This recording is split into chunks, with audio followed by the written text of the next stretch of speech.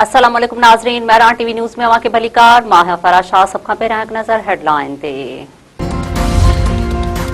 Iran आबनाई हरम्स मुकम्मल बंद करे छॾियो। ईरानी मीडिया मूजिब हरम्स जे कुझु हंधनि ते बारूदी सुरंगुनि जो ख़तरो आहे। ईरानी नेवी मुतबादिल सामुंडी रस्ता मुक़रर करे छॾिया।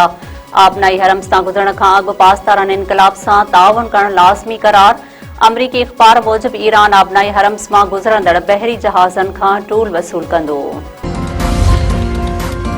ईरानी पार्लियामेंट जे स्पीकर मोहम्मद बाकर कालिकाफ चयो आहे त ॻाल्हियुनि खां अॻु में ई 10 नुक़्तनि वारी तजवीज़ुनि मां 3 अहम नुक़्तनि जे ख़िलाफ़ वर्ज़ी थी चुकी आहे। कालिकाफ पारां लबनान ते हमला, ईरान जे हवाई हदुनि में ड्रोन्स जी निशानदही कई वई। ईरानी परॾेही वज़ीर अब्बास इराक़ची चयो आहे त फ़ैसिलो अमेरिका खे करणो आहे त हू जंगबंदी चाहे थो या इसराइल जे चवण ते वधीक जंग करणु घुरे थो। ॿई शयूं गॾु मुमकिन न आहिनि।